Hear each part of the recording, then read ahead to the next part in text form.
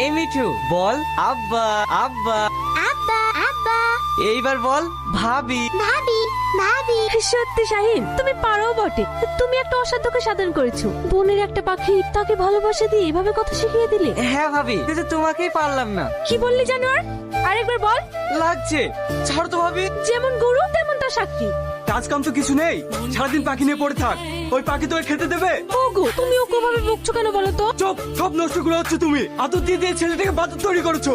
এই শোন, এই বাড়িতে তুই থাকবি, নাহলে তোর পাখি থাকবে। ওগো শুনছো? সর্বনাশ হয়ে গেছে।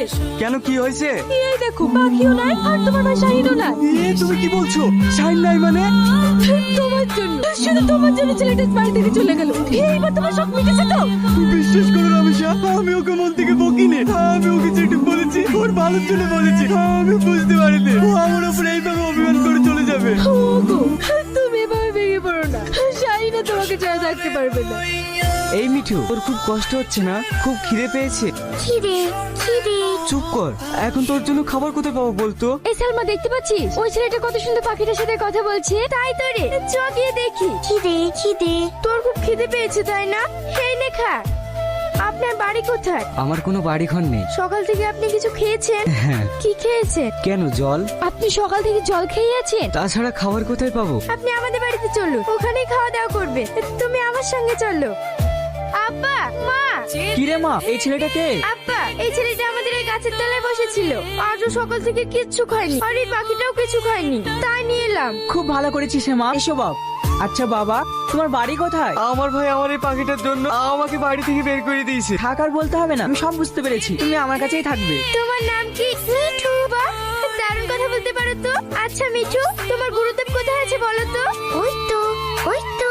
কি গো, আমার মিঠুর সঙ্গে কি কথা বলছো? তুমি তোমার সাথে কথা বলবে না? তাই তোমার পাখির সাথে কথা বলছিলাম। ভীতু কোথাকার।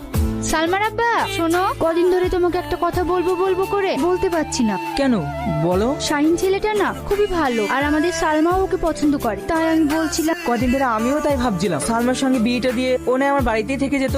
শাহিনকে আবার ঘাটে আনার কি দরকার? ওকে না হয় আমি বাড়ি গিয়ে গা ধুয়ে দিতাম। ওকে আমি এমন ভাবে সাঁতার শিখাবো ও যেন সব পরিস্থিতিতে সামাল দিতে পারে। তোমার না সবসময় উল্টো পাল্টা কথা।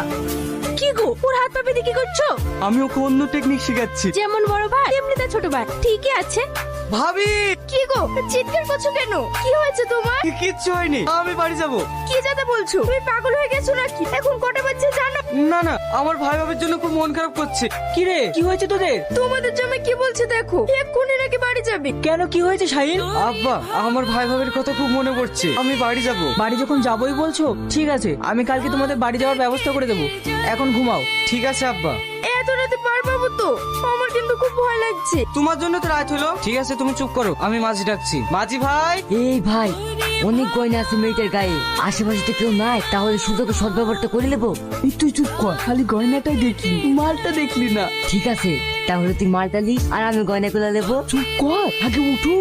ওঠেন বাবু, এই গয়নাগুলো খুলি দে। এ আপনার কি করছেন? চুপ, এই সুন্দরীকে আমার ডেরাই নিছ। না না, আপনারা আমার স্বামীকে মারবেন না। আমার কাছে যা আছে সব আপনারা নিয়ে নেন। চুপ, দেখে রাখা ফেলে দে। বাঁচাও, কে কোথায় আছে বাঁচাও। ভাই, এই নৌকা কোথায় আসলো? কুয়াশা অন্ধকারের চাপে তুই তো বুঝতে পারছি না। কি জানি? এই কে রে তোরা? আরে তোর কি? তোর কাজ তুই কর, আমাদের কাজ আমাদের করতে দে। কাকা হ্যাঁ,